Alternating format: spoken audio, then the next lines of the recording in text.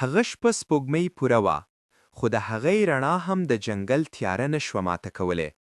داسې ښکارېده لکه رڼا پخپله هم د جنګل دننه تلو څخه ویریږي. د خان کورنۍ په کور کې ټول ویده وه، خو میکسو ویښ و. هغه په انګړ کې ناست و. غوږونه یې زل زل اوزېدل، سترګې یې جنګل ته نیولې وې، لکه چې هغه داسې غږ اوري چې د انسان غوږونه یې نشي اورېدلی.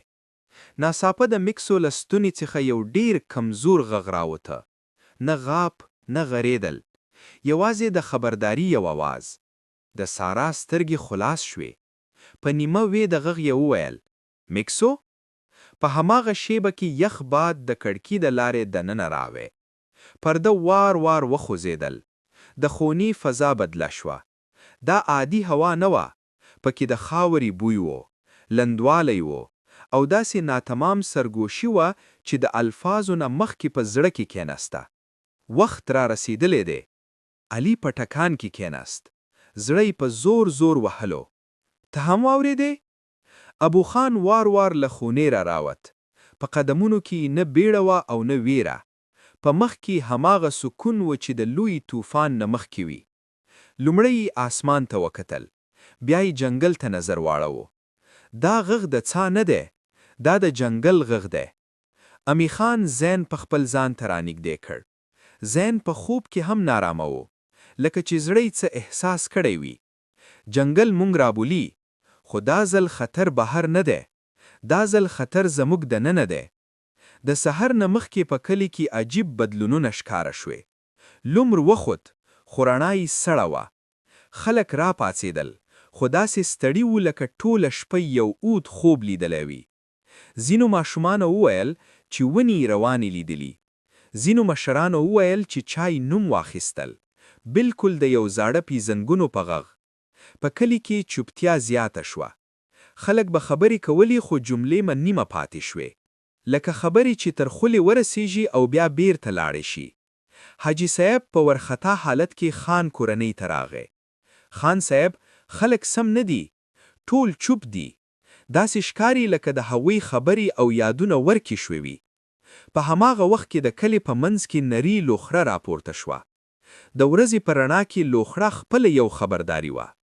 د لوخړې دننه هغه زوړ سړی ښکاره شو. دا ځلې وجود ډېر روښانه و، خو په سترګو کې هماغه ژوره درندوالی و، د پیړیو بار.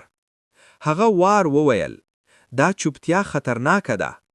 سارا زورتیا وکړه او وپوښتل: اوس کومه ویره واویښه شوې ده؟ زاړه سړی جنګل ته وکتل. چېرته ونې ولاړې وې، خو ساوري یې خوځېدل. دا د خبرو ویره نه ده، دا د یادولو ویره ده. علي حیران شو. د یادولو؟ زاړه سړی وویل: کلي یو واده هیره کړې ده، هغه واده چې د جنګل سره شوې وه. امي خان سترګې پراړې شوې. هغه وار وویل: هغه ونې چې کلونه مخکې پرې شوې وي؟ زاړه سړی سر وخوځاوه. او هغه قرباني چې باید ورکړلې وه، خو هیڅ کله ورنشوه کړې. په همدې شیبه کې میکسو په زور وغاپه. د جنګل نه زیور غږ راوتو، لکه د ځمکې لاندې یو ډېر لوی وجود چې ساه واخلي.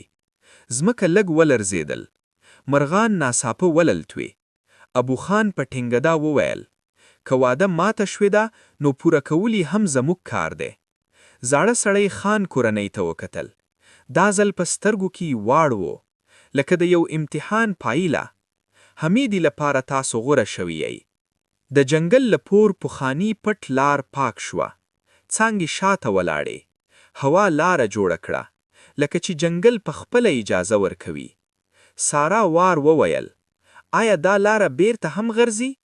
د زاړه سړی غږ د شا راغی. بیرته ستنېدل هغه وخت وي چې رښتیا پوره شي. خان کورنۍ یو بل ته وکتل. هیڅ چا څه ونه ویل، خو ټولو پوهې شو دا سفر عادي نه دی. دا یوازې د جنګل ته تلګ نه دی، دا د تیر وخت، د هیر شولو وادو او د پټو ویرو دننه تلګ دی. میکسو مخ روان شو. علي او سارا ورپسې. زین د امي لاس ټینګ نیولو، او ابو خان تر ټولو شاته، لکه د ټولو ساتنه پرې وژو وي. څومره چې دوی جنګل ته ننولاتی شو، رڼا کمه شوه، خو تیاره ویرنګونې نه وه.